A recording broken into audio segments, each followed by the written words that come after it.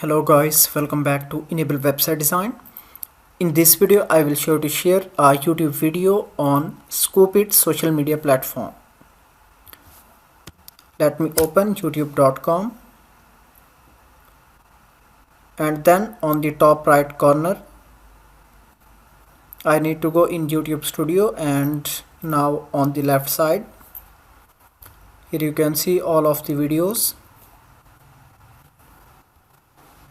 Now I can copy any of the video link from here.